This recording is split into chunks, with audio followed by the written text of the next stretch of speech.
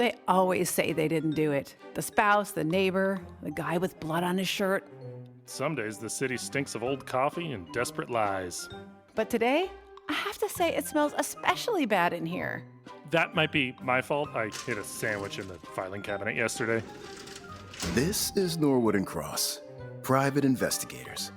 Where the cases are cold, the alibis don't add up, and the copier is still out of toner. I think Nicole's finally warming up. She only rolled her eyes at me once today.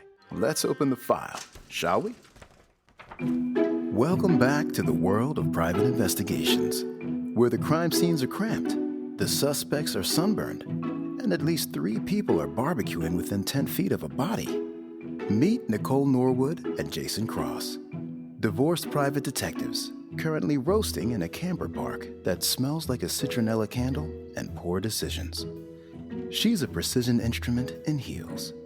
He's flying on instinct with a half-melted notepad and a deeply held belief that sunscreen is just big lotion trying to scare us. She's analyzing footprints and blood splatter. He's in a folding chair, asking if anyone else saw that squirrel acting weird. Together, they're Norwood and Cross PI, solving murder in the great outdoors, one mosquito bite at a time. Summers bring out the best in people. Barbecues, road trips, family time. But they also bring out the worst. Sweltering heat, sunburns, and sometimes murder. This week, Norwood and Cross find themselves in a trailer park where the iced tea is sweet, the air conditioning is non-existent, and the alibis are melting faster than the crime scene. Grab your sunglasses and stay hydrated. Things are about to get sticky. Our story opens in Jason's old El Camino, where he's making his way to the crime scene with Nicole in the passenger seat. Nicole's car, a pricey little foreign affair, is still in the shop. She's fanning herself with a manila folder and trying to roll down the window. Is this thing stuck? Does it even roll down? I'm not sure. I never sit over there. And are the seats supposed to stick to my legs? That's just the vintage vinyl. They don't make them like this anymore. That's a blessing. And what is that odor assaulting my nose? It smells like old beef jerky and the ghost of one very poor decision in the back seat. Yes, that brings back memories. Oh man, I miss my car. At least it has air conditioning and doesn't require a tetanus shot to enter. Oh, look, there it is on the left. Unit C12. The one with the lawn flamingos at half tilt. The trailer looked tired but stubborn, determined to stay the course no matter what. It squatted low like it had been rooted in that dusty patch of earth for decades. The front porch area sagged under the weight of time, casting a tired shadow over a rickety metal lawn chair with one bent leg. On the lawn next door, if you could call it a lawn, an old-fashioned water sprinkler tried its best to keep the grass from dying. Jason pulled up next to the medical examiner's car, wiped his forehead with a fast food napkin, and then threw it in the back seat. Nicole rolled her eyes, but kept her comment to herself. This one's so fresh the coroner is still here. Would it be unprofessional if I walked through that sprinkler? Never mind, I can see the answer in your eyes. So, what do we know going in? Dead husband. Wife says it was an accident. No signs of a break-in. My contact at the police department called us, which usually means something doesn't smell right.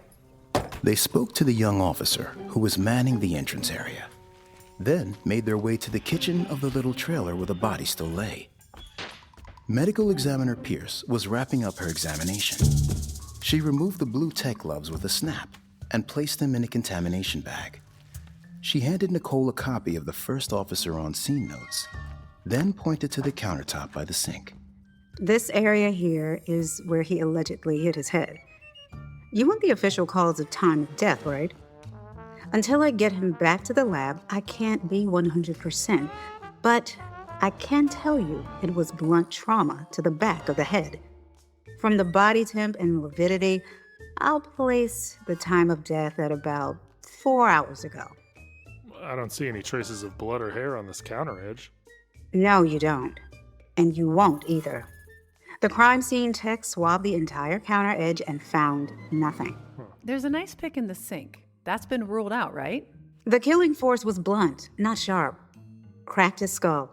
He died instantly and just dropped where he stood. According to the neighbors, the victim's wife had run over to their campsite shrieking that there had been an accident. They all rushed back and found the deceased, knew immediately he was dead from the sight of him, and called 911 on their cell phone.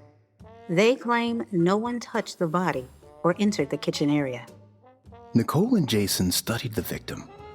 The dead husband's body had crumpled straight down in an awkward slump against the sink cabinet, his arms at his sides.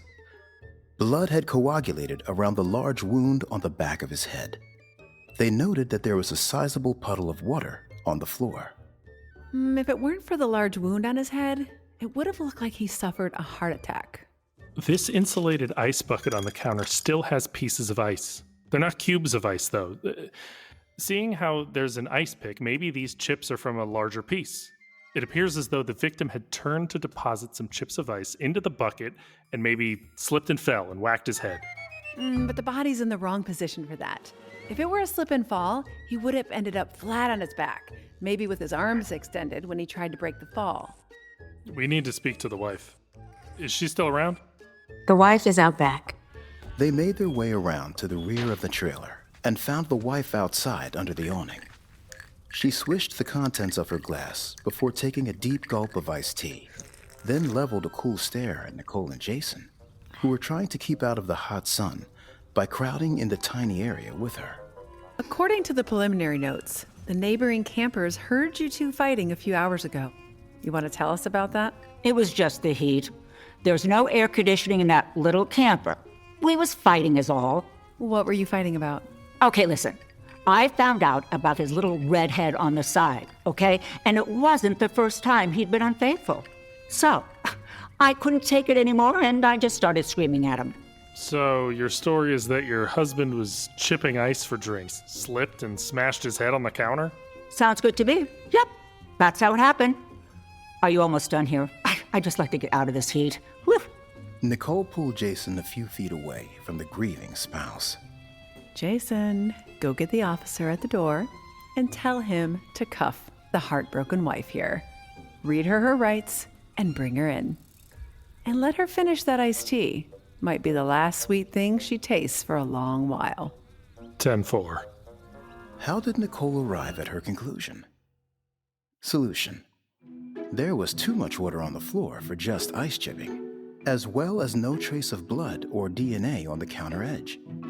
The wife caught him cheating. When he turned to drop the ice chips in the bucket, she snapped, grabbed the block of ice, and struck him from behind. Then dropped the block and ran. And in this heat, that weapon didn't last long. And just like that, the summer heat wasn't the only thing melting away. Another tangled web unraveled beneath the sagging awning of a trailer park, where secrets simmer, stories collapse, and sometimes the cold truth hits harder than a frozen grudge. Tune in next time for more Private Eye antics, because around here, the only thing colder than the iced tea is justice served on the rocks. Next time on Norwood and Cross PI, beauty may only be skin deep, but murder cuts to the bone. When cosmetics queen Meredith Grey is found dead in her car, flawlessly made up but fatally shot, Detectives Nicole Norwood and Jason Cross uncover a case smeared with secrets, scandal, and smoky eyeshadow. Was it a jealous husband?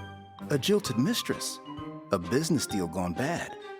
Makeup to die for, because the right shade of betrayal goes with everything. And now a word from our sponsor, Madame Zorana's Mystic Emporium, offering palm readings, aura scrubbings, and her exclusive new service, Past Life Speed Dating. Seriously? That quack psychic again? Hey, her last horoscope nailed it. Remember when she told us, you will come in contact with someone who will lie to you? That's everyone, Jason. Exactly. She's never wrong. Still single? Maybe the problem isn't you. It's your former selves. At Madame Zorana's Mystic Emporium, try my newest service, Past Life Speed Dating. You'll meet all your former incarnations in one emotionally chaotic evening. a Viking who couldn't commit, a flirty Victorian ghost who quoted sonnets uninvited and bathed once a year. Ugh. A Spanish-speaking soldier who hid in the woods for 5 months, eating only mushrooms and bark. Confront, forgive, possibly ghost yourself. Sign up today and receive a complimentary soul name tag and your choice of herbal "What Was I Thinking" tea. The only blend guaranteed to taste as sour as your past mistakes. Madame Zorana's Mystic Emporium, where closure meets time travel and everyone leaves slightly embarrassed.